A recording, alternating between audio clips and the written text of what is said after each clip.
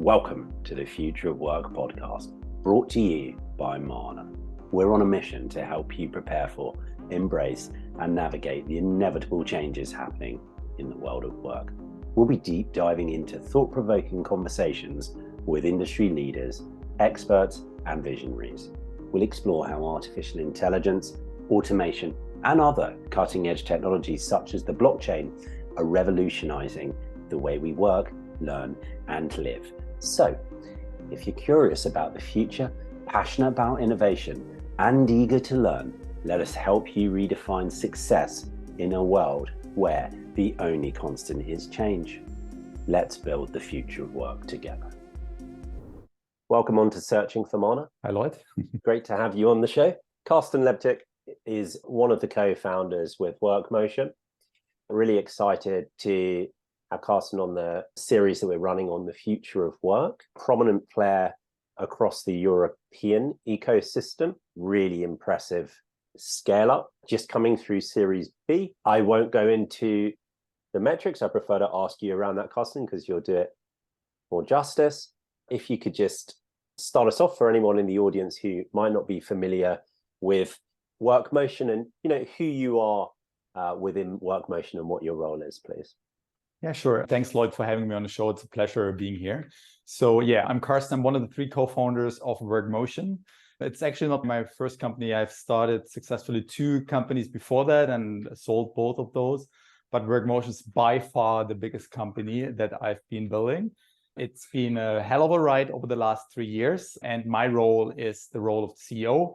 As such, I'm overall responsible for the entire company. I take care of fundraising, board management, and so on. But I also love to really dive into challenges here and there and support the rest of the team if possible or if necessary. And just so we get some context around a couple of things, let's start with the user case, the problem that WorkMotion is built for and solving today. Absolutely. So the use case, let me try to explain it with an example. So let's assume you, Lloyd, own a company in Germany, okay? And you have an open role and you want to fill that role with great candidates. So you go through multiple candidates and then one day you find the perfect candidate. But unfortunately, you cannot hire her. Why not? Because this person does not live in Germany where your company is headquartered. This person maybe lives in Portugal or in Spain, okay? So outside Germany. And you don't want to open up a legal entity in Portugal just for the sake of hiring one person there in order to make it compliant. So this is where WorkMotion can help. We help companies to hire literally anyone, anywhere across the globe in 160 countries. The way it works is pretty straightforward. So we own legal entities all over the world. For example, we own one in Portugal. It's called WorkMotion Portugal. So what we can do is we can actually hire that candidate in Portugal. As such, we become the employer of record. We become responsible for setting up the payroll, for making sure everything is compliant. We are paying the talent, we are paying the authorities and so on. And then we will lease that talent remotely to your company so that this talent can work for you. So what we've built is a technology company. It's not a pure SaaS play. It's really technology that sits on top of a global infrastructure of legal entities. So let's play with that scenario a little bit.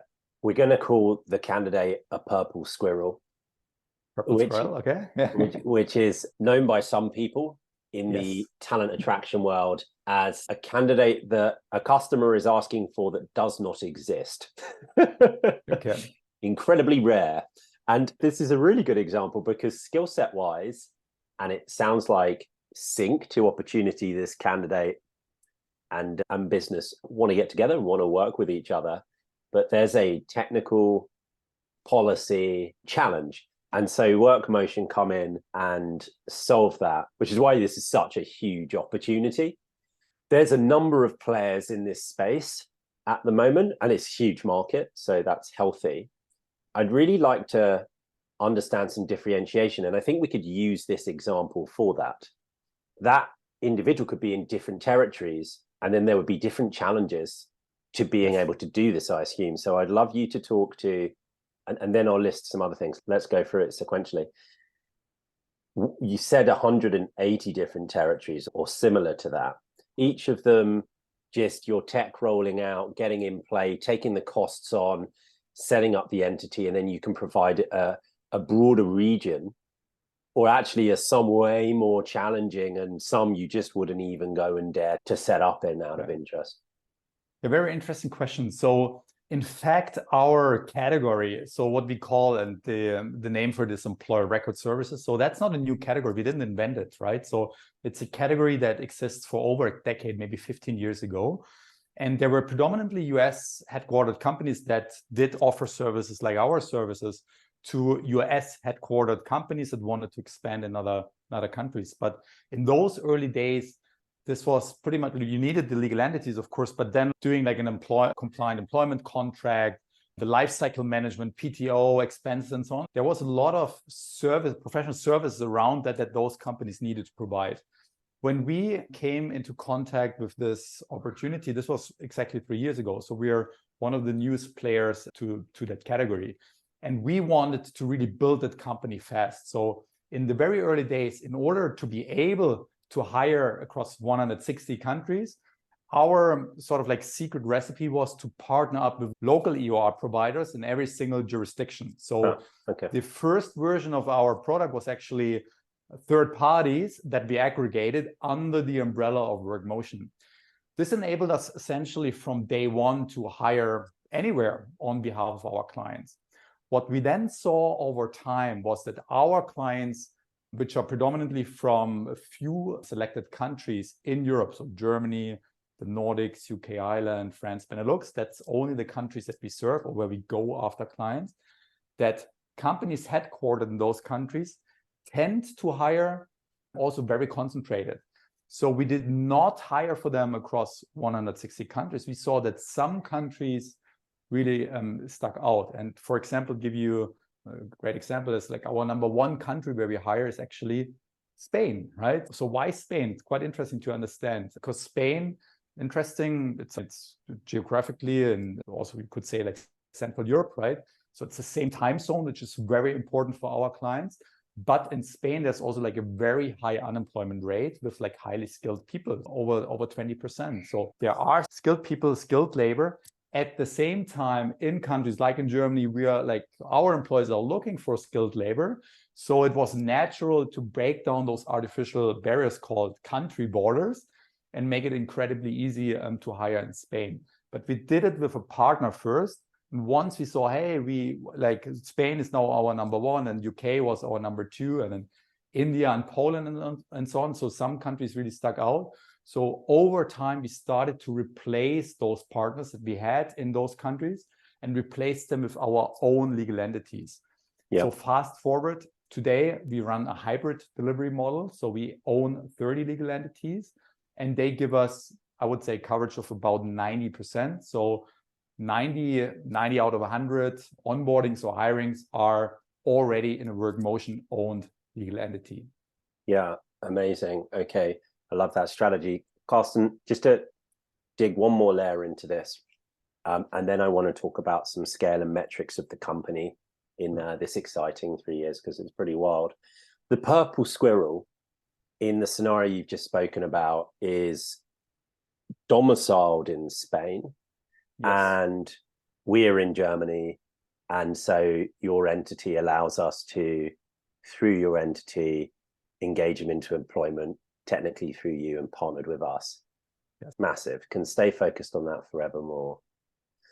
What about if, for instance, a situation a lot of my clients have the whole time is in the UK, very talented graduates who have come from overseas and then get, in the UK, as you would know, a 2-year student visa, and they go and work in startup land the whole time. And 2 years is a lot. And that person becomes crucial over that period of time. And both sides really want to carry on in the arrangement.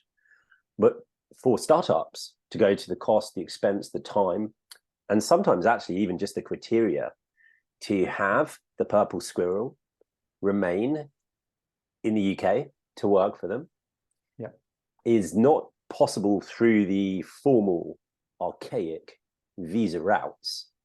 Does WorkMotion play in this field? Does it have any ambitions to? Could you talk to that situation, please? Yes, partially we play in that field. So because that's a very natural use case that we encounter literally every day, right? Yeah. Not for 100% of the talents that we hire via our platform, but maybe a small one-digit number. So that is what we call a value-added service that we can provide. So for some countries, not all of them, but for some countries, we can support the clients with relocations or visa services. But we're not doing it ourselves, because that's also a very service-heavy sort of task to perform and to deliver. And for that reason, in that regard, we have partnered up as well with third parties that are specialists in the respective countries where they operate. But the big benefit for our clients is that they can access through us this network of those visa providers as well, right? How does that work though?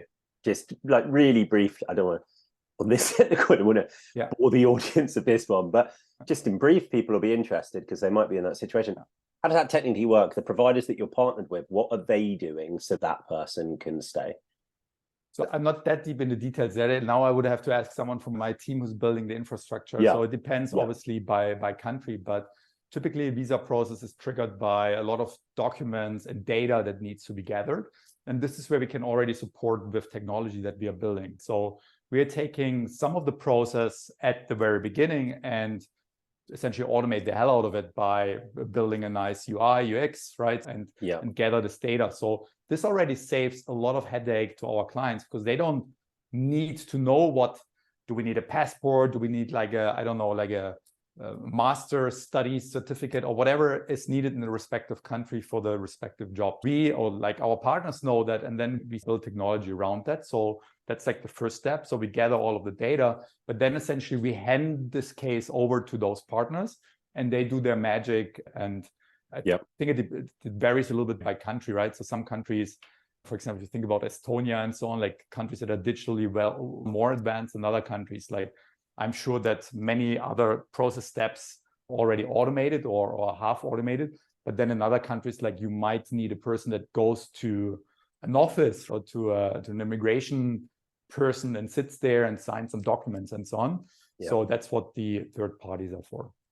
Carsten, the thing that we're going to go on to next is what we'll class as the venture capital round, where I'm going to crunch base into some of the metrics. I feel like we're going to keep the audience waiting for that. You've given a really nice prelude into the rapid growth of WorkMotion and the amazing solution you're providing.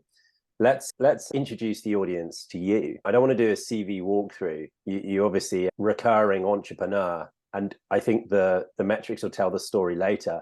Let's find out something about your personality. You've recently, over the last year, found a real love and passion for jiu-jitsu, which I wasn't expecting.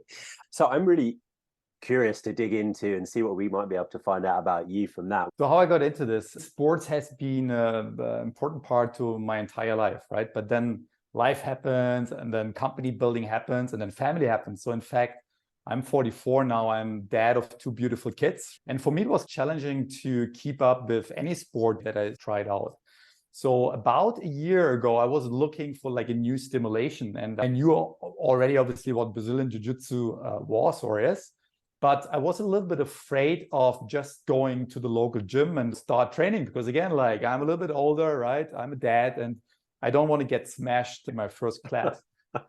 So my entry was I reached out to the black belt of the local gym here via Instagram, and I just sent him a message, said, hey, look, I'm a dad. I want to get in shape or back in shape, and I would love to train maybe once a week. Can you give me a private lesson? So we met up. He listened to my story and he said, I can train you, but there's 2 conditions to it, Carsten. And he said, first condition is, showing up once a week is not enough. You need to commit to at least 2 or 3 times a week, because otherwise it doesn't make sense if I train you. And the second condition was I had to go to normal classes. I couldn't just take free private lessons with him. He said, in that sport, it's so important that you measure your skills and your knowledge with other beginners or white belts, as we call them. So I will only train you if you committed 2 or 3 times a week, and you need to go to normal class so that you understand where you stand in terms of our knowledge and can build on that. So that's how I got in. And I have to admit, I fell in love with the sport. So for me, the 2 or 3 times per week is actually too little right now. So I'm trying to go 4 times, 5 times. And my entire life is centered around jiu-jitsu. I watch YouTube videos, I read books about it. I try to adapt my nutrition, my sleeping, hygiene, and everything just to advance in that sport. God, I love it. It's so great, isn't it, when you find, I don't know if I want to use the word hobby, but interest, something that really allows you to creatively think how to be your best self when it's not work as well. Of course, we're trying to do this in our family life as fathers, or as we're trying to do this with entrepreneurial efforts. And it's quite hard, particularly in those first years, and particularly when you've got a young family. So we're both in a similar situation here, to give yourself the license to really feel like you're doing anything that could be overly for yourself. But you do get to a point where if you don't look after yourself, and if you're not your greatest self, then you won't be as good at the other things as well. And so for me, that was starting to go back to painting, which really allowed me to go into a zone that was very different, still creative. And just for a couple of hours when I do it, completely switch off and be focused on something else. And then, of course, you're trying to think of all the same things, I'm assuming, the whole time of how to get better. And it's really fantastic to hear how you describe that. What I'd love to know is specific to jiu-jitsu, why you're watching YouTube videos, why you want to do more. So initially, I want to get in shape. I want to go push myself a little bit, but now it sounds like it's onto a next level. Like, how are you thinking about it? So my goal is to compete, even at my age, right? And that's also the beauty about that sport. There's weight classes, obviously. There's belts, so that they represent like the skill level, but then there's also age groups, right? So there's very few sports, I think, as a 44-year-old where you can competitively still succeed. So if you're an entrepreneur, like, it's not that you're working 9 to 5 or so. Like, I'm working, I don't know, 100 hours. Even if I'm not working, I'm working, because I'm always thinking about my business and maybe challenges or opportunities out there. And I once created a list of the few things where I can completely switch off. And like, you will laugh, but like one item on that list was going to the sauna. So I love going to the sauna, but I cannot go every day. Another thing was going to the movies, right? If I sit in the movies, and maybe it's related to not having the cell phone available at that time, because like, it's not what you do, right? So that's where I can switch off, but that's pretty much where the list ended. Even like most of the sports, so for example, running, I find running terrible, because when I'm running, I'm thinking about work all of the time. So this is not relaxing for me. This is quite the opposite. But as you can imagine, if you are about to getting choked out, right? So like, I'm like in a choke, or someone is trying to rip a limb out of my body, that's where I don't have a lot of time to think about WorkMotion. That's really where I'm switching off. And so I love what we call mat time, right? So being in the gym, being on the mat, and then learning something new. At the end of the day, it's a very physical martial art, but it's also one where not the strongest or the fittest wins. So it's a very strategic, tactical, physical activity. And that's what I like about it. Carsten, did you take that type of methodology that's suited to many people, but you, from the other sports, or from business, or from education, or do you try and use those type of methods just typically? Yes, I would say so. Probably from studies and from business, right? I'm a big note taker. I tend to forget a lot, sometimes say, so I take a lot of notes. And this has been part of myself, or of me, like since forever, I would say.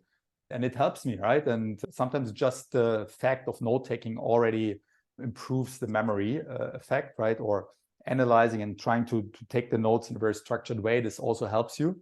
I think that's also saying like the best way of learning is to teach something, right? So I try to teach stuff that I learned to myself, which then again helps me to improve it. So yes, it has been a big part of myself. Our assumptions of how we make the most progress, and at the end of the day, we'll reflect on what didn't go right and how tomorrow we can make more progress.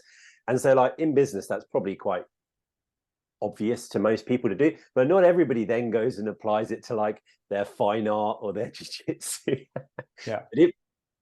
So it'd be really useful if now we cover some of like really your origin story, how far back you'd be so kind to talk us through about early influences growing up and what that experience was like for you, please. Oh, sure.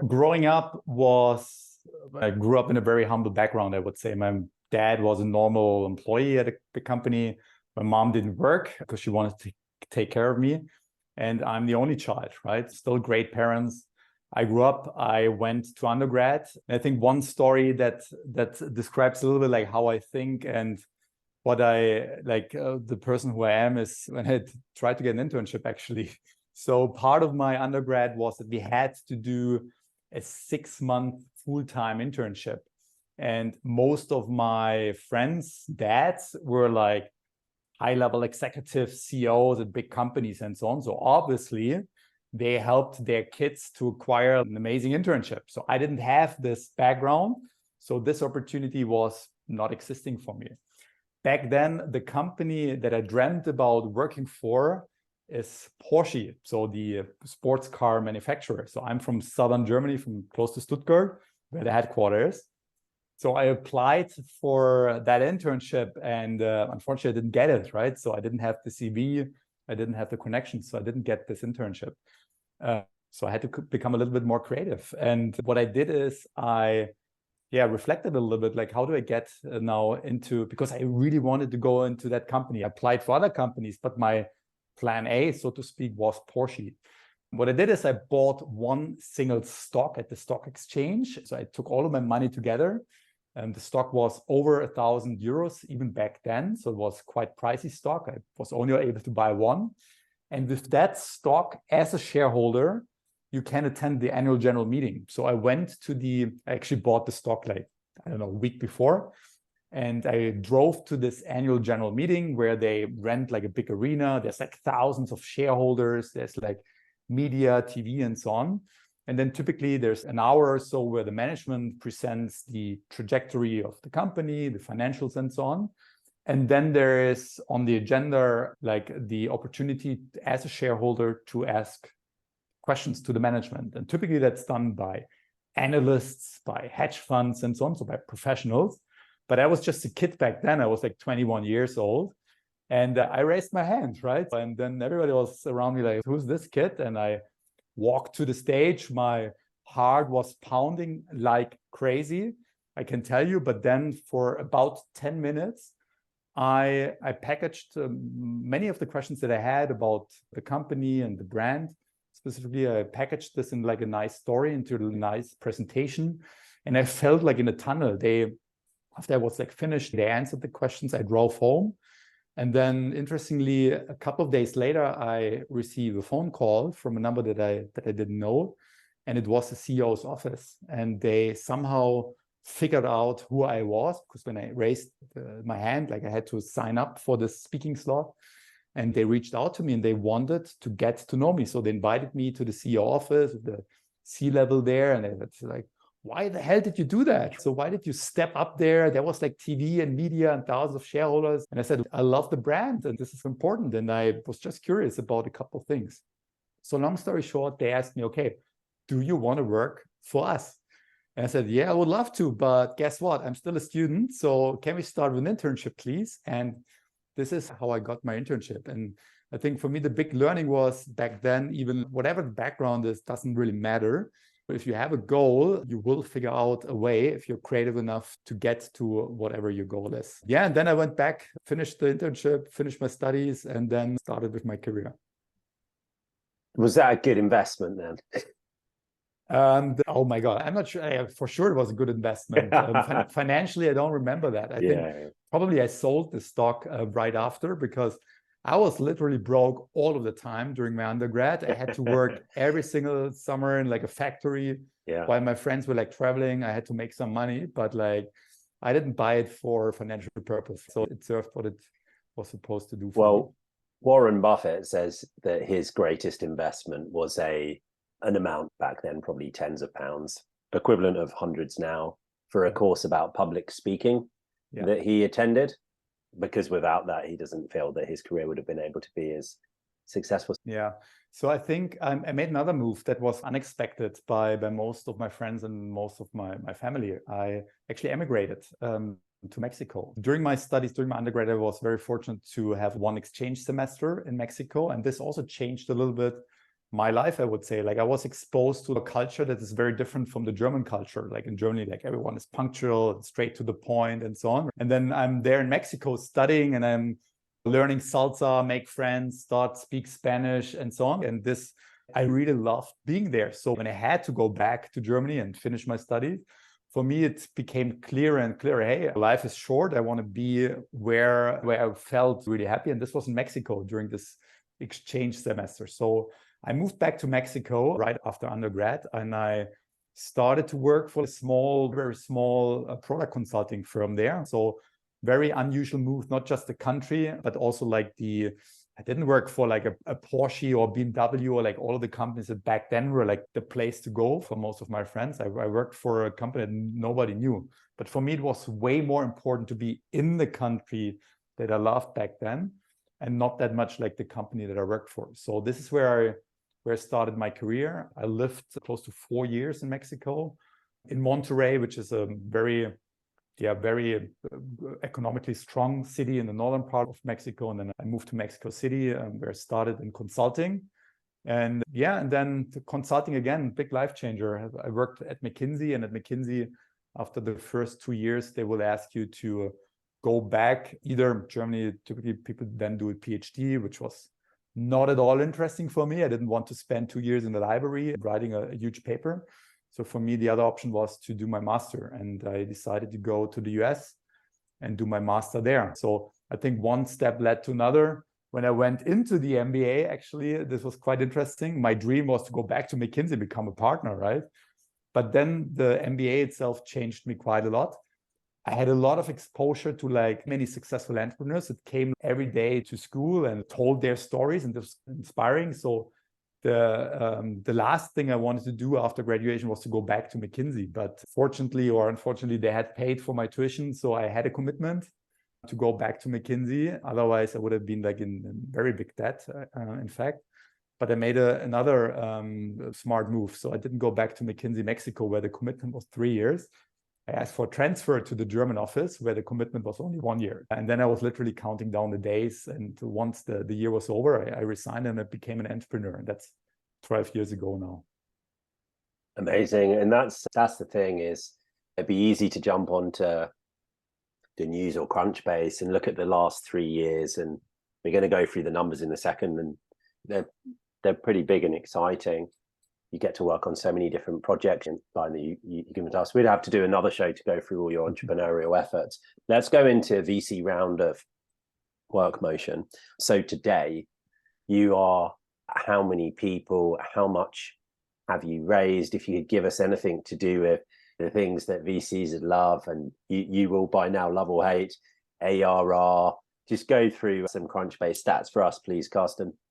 Yes. So as I already said earlier, like we're a pretty young company. We're exactly 3 years old. July, August 2020, this company was incorporated, and we have grown quite massively since then. The team size, we're about 250 people strong right now. We are a fully remote company, even though officially we are headquartered in Berlin, Germany. I'm in Berlin. My 2 co-founders are in Berlin. Big part of the management team is in Berlin, but then we eat our own dog food, right? And we found amazing talent in other countries. So the 250 people are distributed across 42 countries, actually. We have a small office in Berlin, but quite frankly, nobody goes there. I go maybe like once a week or so, but I enjoy working from home because my day-to-day is being in Hangouts or Zoom meetings. Yeah.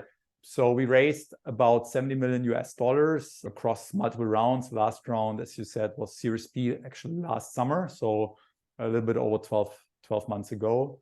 And we don't communicate openly, but we are in the third ARR stage, as I love to call it. So the first stage is 0 to 1 million ARR, which is founder-led sales and so on, small team. And then 1 to 10 million, that was like I would say like our Series A stage. We raised Series A, 20 million, and then brought us from 1 to 10 million ARR. And now we are in 10 to 100 million ARR. When are you going to be in the fourth stage?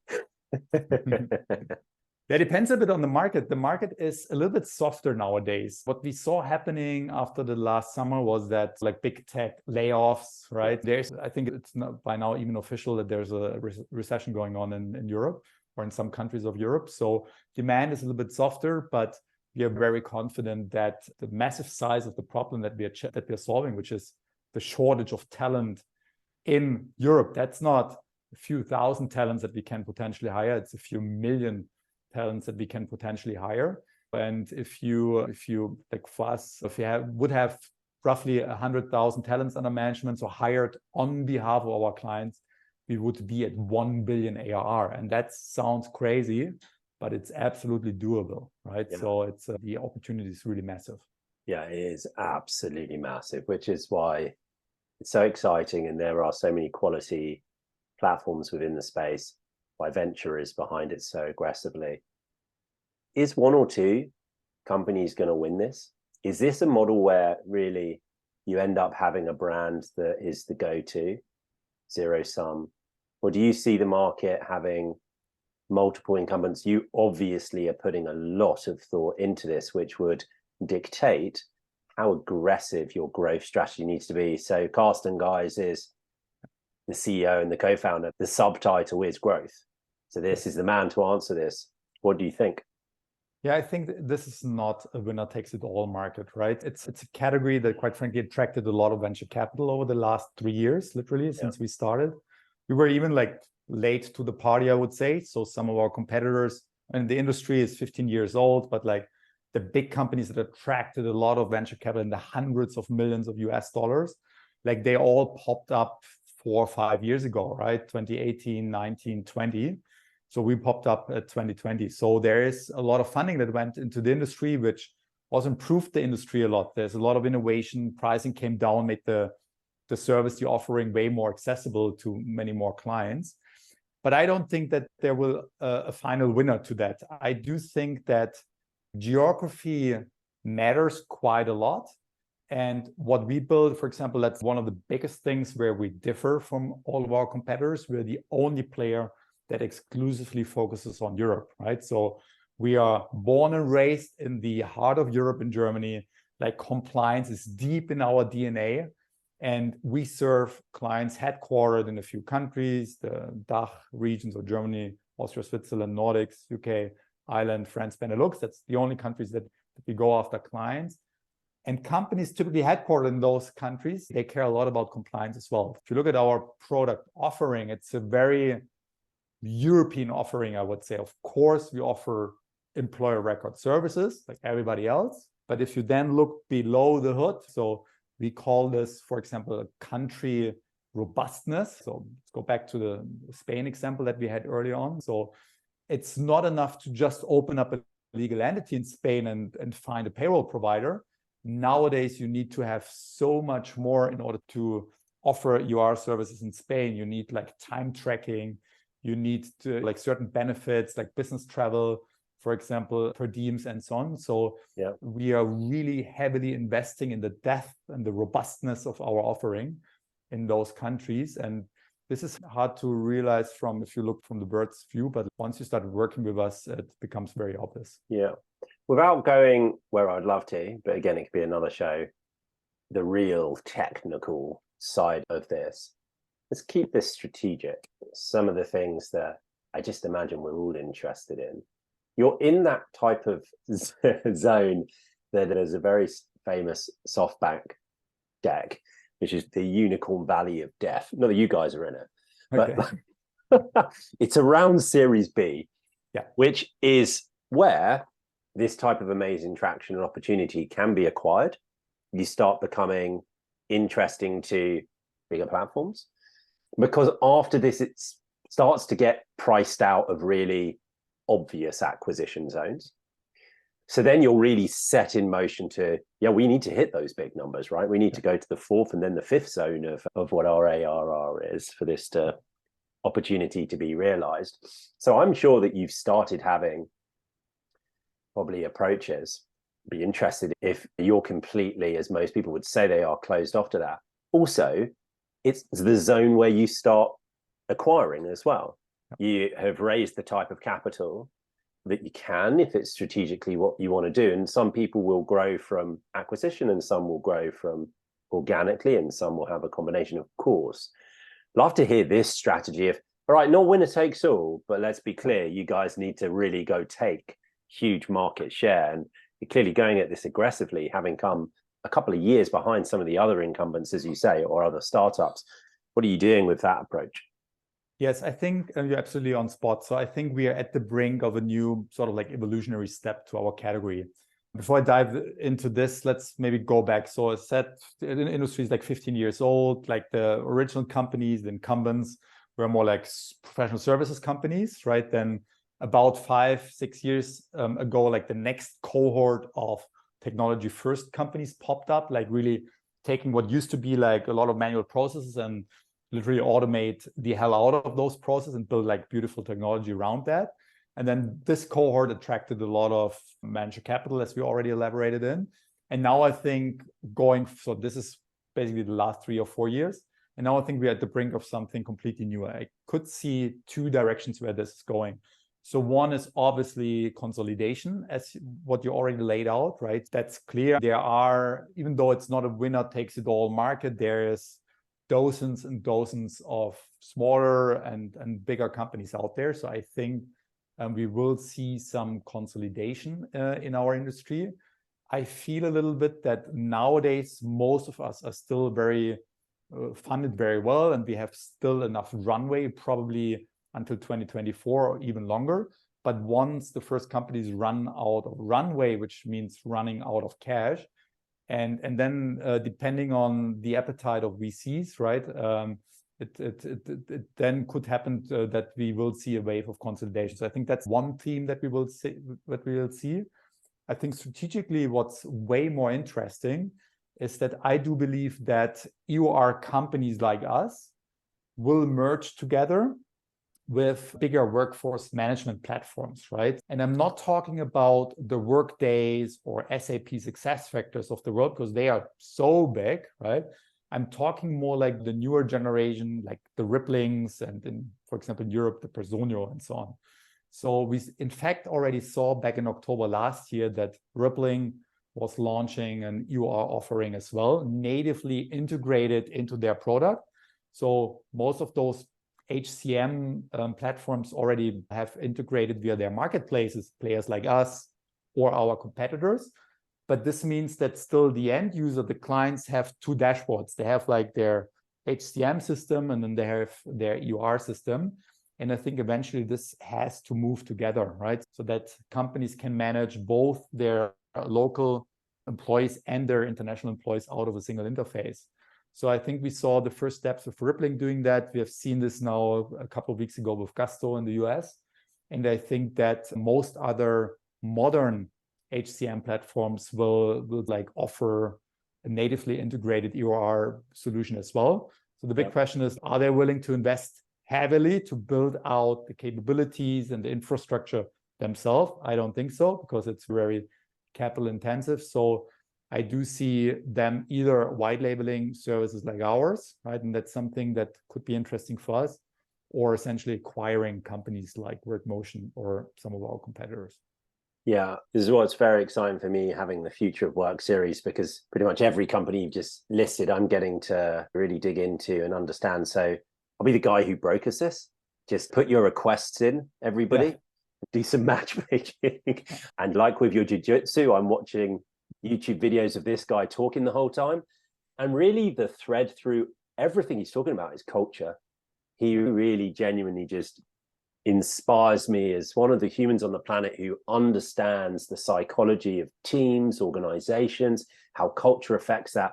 And if you asked him how important, and this is an individual who's invested in all the big tech companies that we know, you know, how important these things are that you and the future of workspace are building, a founder like you or me, when we're scaling, so that this experience actually is in sync with how our other technologies throughout the platform are. SAP hasn't done that yet. That is not the experience. And so them trying to do that, we'll see. But that's why on the show, we're not talking to people from SAP. We're talking to the disruptive players that I think stand a much better chance to actually provide the solution. Yeah, fully agree. So yeah, it somehow feels a little bit that there was not a lot of innovation for 20 years. Workday, I'm not sure how old they are, but even they are like 20 years old, I think, or even older, right? So it felt a little bit that in HCM, there was little innovation until the Ripplings and the Personios, and then you have like HiBob and so on, like a couple of more modern platforms popped up. And they think, yeah, HR management in a bit different way, more modern way. But again, now I think it's one of the most exciting categories to be in and maybe to invest in. It's a very sticky category, right? HCM platforms make money as long as the talents are in those systems being managed by the companies. We make money as long as the talents that we hire perform work for our clients, right? So it's very sticky, mission critical business models. And I think going forward, we'll see a lot of innovation, right? So even right now with AI being like a big buzzword, and every single investor call that I'm still having, like get a lot of inbound, and like they're asking me, so what's your AI strategy, right? I don't necessarily think that we need an AI strategy, because it will become part of our product naturally, like it will become part of most products out there, right? So what we do, hiring people across borders, there is the infrastructure layer, the entities that we have, but there's a big knowledge layer as well, right? We need to be at the top of the knowledge of labor regulation in Spain and in 159 other countries as well. So we have internally like knowledge bases, like many of them, right, that we created.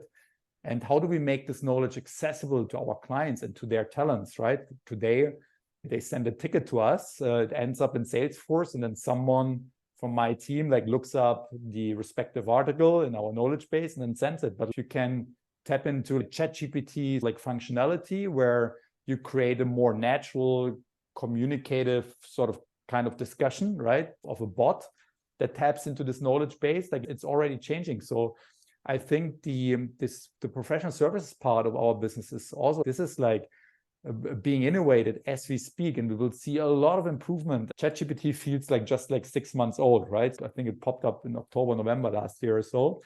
But imagine where we will be in 2 years, 3 years from now, right? So it will be fundamentally baked into many exciting software and technology products. That's really exciting. Yeah, it really is. And I don't want to speak for user case outside of future of work because it's infinite right now, but certainly within future of work, it's compellingly obvious that we are operating in mostly a case study industry.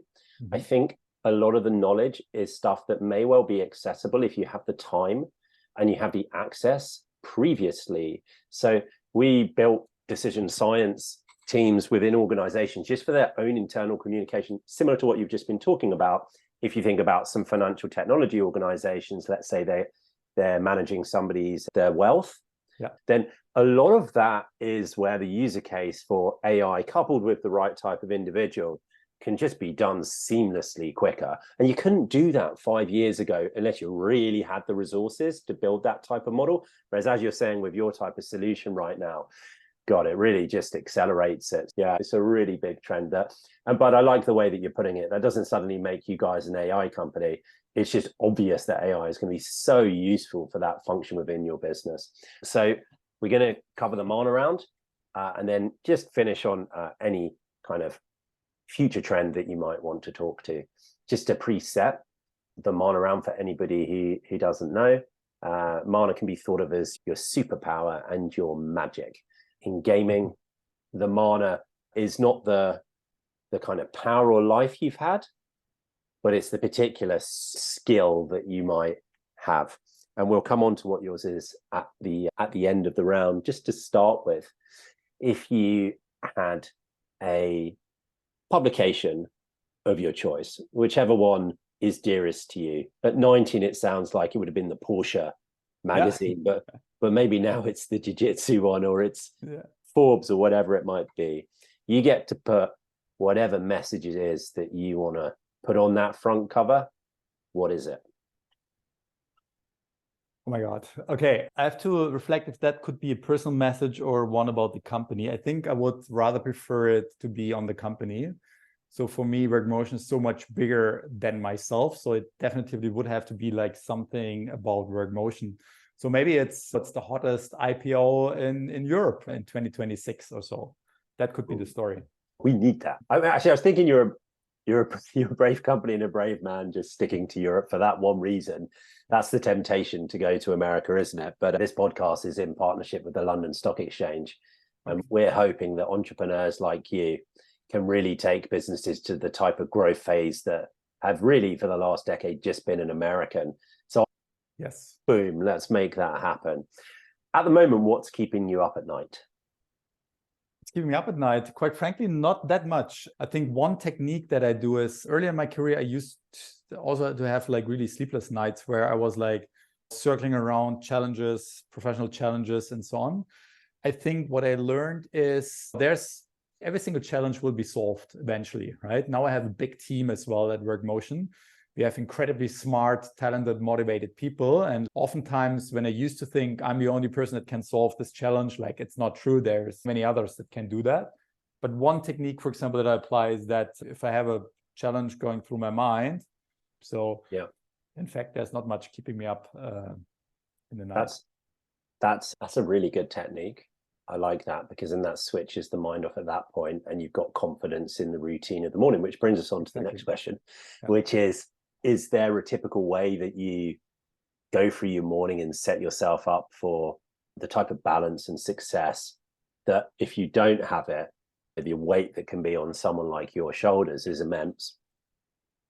Of course, I do have a routine, but I wouldn't say that it's any special routine, right? I get up. For me in the morning, typically I have to take care of the kids. So I bring them to school, to kindergarten.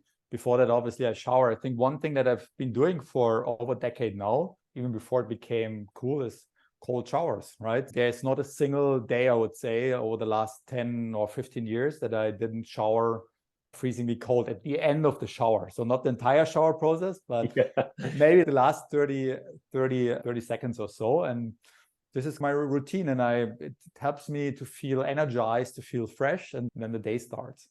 Yeah. Is there a passage or almost a mantra that for you is very dear and precious that you come back to as well?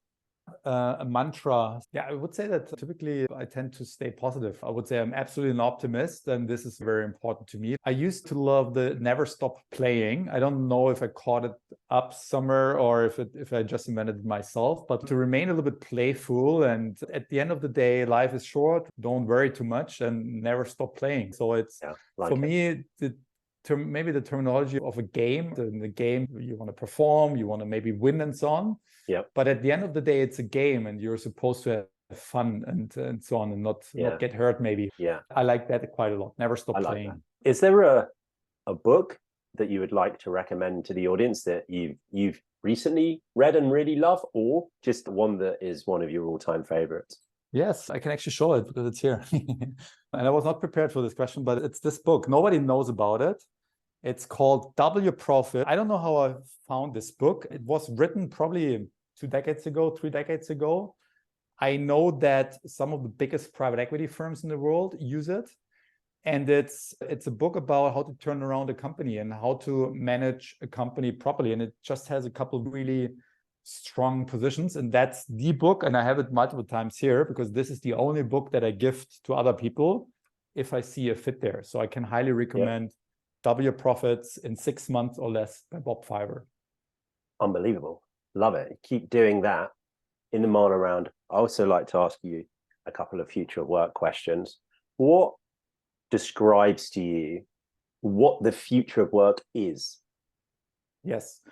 I do think that I rather do not think about the future of work itself, but the employer of the future, as I love to call it, right? Okay. So how do you have to be as an attractive employer if you want to succeed in the future? And I reflected about this quite a lot. For example, we all know that remote work exploded literally at the beginning of COVID, and we saw years of innovation happening in 5 weeks or so. Nowadays, I think that the employer of the future is a hybrid company. I don't believe that every single company needs to be 100% remote like us, because there's a lot of benefits to it, but it's also culturally getting harder and harder, and we are only at 250 people nowadays. So I do believe that in the future, the employer of the future is an employer that has somewhere a headquarters, where probably leadership is sitting, because there's a big benefit also of having people in the same room, right? But then for maybe some other departments or some other roles, I think the employer of the future has to leverage tools like WorkMotion and get access to talent pools that are previously have not been accessible, so to speak, right? So we have a pretty big footprint in Africa, for example, because one of my co-founders is from Egypt, right? And we have incredible talent there, super loyal and so on. And it's just a perfect mix that we have right now. I just did 23andMe and found out that I've got 4% Egyptian in my Nice. heritage. Yes, I'm taking that as a good thing. Okay, nice. We'll come on to culture just after the Mana round, because you said a couple of interesting things I want to dig into, but just to flow through this, 2 more questions, then the big Mana question. What do you see as the biggest challenge and problem in the future of work? Biggest challenge, I think it's probably keeping talent. That's what I see, that the younger generations are, how would I call it politically correct? They tend to float around quite a lot, right? And they sometimes, as an employer, it's actually the bar has become really high to not only attract talent, but also to keep and retain talent. Types of benefits that you need to offer. When we talk about culture, we can talk about offsites and so on. So all of this has become, I think, a very important part to offer. So I think in the future, where when the next job is literally a Zoom meeting away and you can work for any company in the world, like the barrier to switch from one employer to the next employer is like literally very little. I think the biggest challenge for the employer of the future is to keep and retain talent. Let's finish on that topic, because that basically is thinking through what the future of work is going to be. Okay. Do you think that artificial intelligence is good or bad? Yeah. Okay, got it. Yeah. Positive or evil, for our benefit, or going to eradicate the human race? I think it's positive, right? I know what you refer to, but I don't think that we will all be dominated by machines one day, right? I think as a human race, we are pretty good at adapting. Like when in the first industrial revolution, when people moved from the fields to the factories, right? It's not that we have now millions and millions of unemployed farmers. No, it's just we adapted, right? And we adapted into factories, and then from factories, we adapted to like the service economy that we are in right now. So I think we will adapt, and I think it will enhance our lives and also our professional lives. Of course, roles will be impacted by artificial intelligence, right? So if you are maybe working for a bank and you do a very repetitive manual task today, there's a big chance that this could be automated by artificial intelligence. But on the other side, if you are what we call a knowledge worker today, right, there will always be like a need for emotional leadership and problem solving and so on that a machine or an algorithm cannot do. So I'm actually very positive about the future. I'm looking forward to it. I'll take your answer there. Carsten, what is your mana? My mana, my superpower, I think it's hard to say, but I would say that I'm over preparing for things. A manager at McKinsey once told me that I am, and particularly in this kind of environment, there's a lot of unsecure overachievers. And I asked him, what do you mean by that? And he said, we all believe we are like the mishire here because everybody around us is so intelligent. And I feel this every single day, that I'm unsecure, but then probably others would say that I'm an overachiever. So for me, my superpower and how I mitigate that is that I literally over prepare for anything. Whether it's like a fundraising call, I'm not just having a 10 to 15 page pitch deck. I have a 100 to 150 page pitch deck with like a big backup. So whatever question I might be asked, I have a slide for that. I will be always prepared. And maybe to come back and to wrap it up with a story that we touched earlier, the Porsche story at the annual general meeting, right? So I knew that I would be literally dying on the stage, right? Because this was the plan. I buy the stock, I go there and go on stage. So I had to prepare for it. But one part was the preparation of the questions and the story that I wanted to tell. The other part was like, how do I deal with a pounding heart that's nearly exploding? So when I prepared, I did push-ups, like as many as I could, as fast as I could, so that my heart was like pounding. And then I gave the speech to myself in a mirror, and I did this for hours, right? until I could manage a pounding heart and like literally, heart beating at 100 beats per minute or even more. And once I went through this experience, how it feels to present my thoughts under this kind of circumstances, it also made me a little bit calmer when I was then standing on stage in front of TV and thousands of shareholders. It's very inspiring to me. I love it. Look, massive congratulations for, and I know you won't pat yourself on the back anytime soon, really what you've built so far. At this point, really in the organization, you have to eat your own dog food, your remote business, but you start to see the benefits of being a hybrid organization. What is that? What's the scenario there? And is that you potentially, and I'm just going to play devil's advocate, is that you potentially going back to what you've known?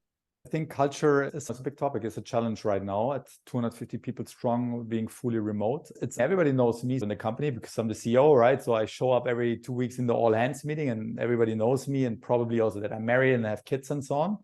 But I know literally nothing about a new hire, right? So I might not even be aware until I'm in a project with them or something, right? So they are months in already. So I think that's a challenge also for people, like connecting to each other, even if they are working in the same department. Because if you tend to have Zoom meetings and Hangouts all day, you tend to become very transactional, right? So I think one thing that we do is we bring people together, like physically in the real world, quite regularly. So the management team, we meet every 6 weeks for our planning processes and leadership topics.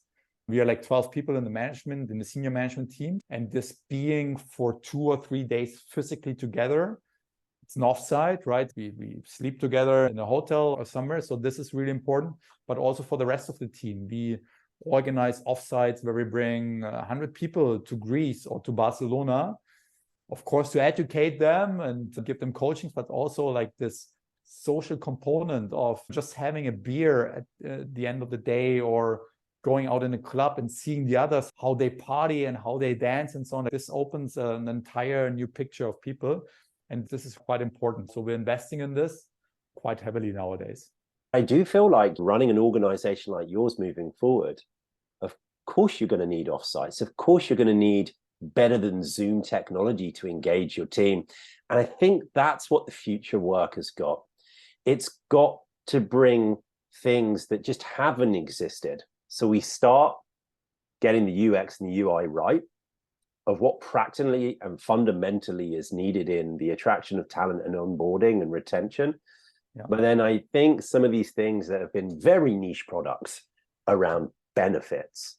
And if you went to Google Campus, that was the thing that was great for the last 10 years, but that's not it anymore. Yeah. Google Campus Online gets built, and these is going to be some of the biggest platforms around. So massively agree. Super exciting. Unfortunately, we're in this tranche period where people went to hybrid and there isn't those solutions. So it takes a lot of work to keep that culture strong. But we'll come back and we'll talk about this on another show. Anything that you'd like to finish on, Carsten, that you'd like to talk to either about WorkMotion or just generally? I totally forgot to talk about a product that we once launched and now carved out. It has become a separate company. It's called WorkFlex, but it fits quite well what we just discussed. It's a product that helps companies to offer a benefit to their talents for them to work temporarily from a different country. So imagine you work in Germany, you live in Germany, you work in Germany, and then you go on a vacation to Spain, and then you ask your boss, hey, boss, can I stay another 2 weeks and work out of Spain? So actually allowing an employee to work temporarily from a different country is risky, because there's a lot of compliance risks, payroll, taxes, social security, and so on involved there. And we saw this opportunity. We built a product. It worked quite well, but it fits a little bit like a different ICP, like a different type of client profile. Yep. So we decided to spin it out, and it became a separate company. It has separate VC money now in, and it's doing very well. But I think it fits quite well what we just discussed. So it's about the challenge of retaining talent, right? So if talent wants new impulses all of the time, right? So this is something that you can offer as an employer of the future, right? You can track talent and say, hey, if you work for me, you can not only work from Germany where I will hire you, or in Spain where I will hire you, but you can, if you want, live 6 months in Mexico and work from there, right? So it's a great retention tool. And it's also going into this future of work, like what employers need to do in order to adapt to the necessities of the talents. Yeah, thanks for bringing that up. I personally check it out because we have that situation the whole time where people might want to go back to where their family is for a few weeks, and 1 week they want to unplug and spend time. But actually, once they're there, why not have the benefit of working in the day and around that, either enjoying that particular culture or seeing friends or whatever it is. But you're taking a risk as the employer, as you say. So that's another example of a brilliant solution. Well, look, Carsten, congratulations for all the success today. Thank you so much for being so open on the show. It's very inspiring, and you've given us lots of toolkits and lots of things to think about. Thanks for having me on the show. Thank you for joining us on this episode of the Future of Work podcast. We hope you've enjoyed it. Please leave a like and a review and subscribe to our iTunes channel to stay up to date with the newest content. Find us on social media at Searching for Mana. Tell us who you want next on the show. Thanks again, and see you next time.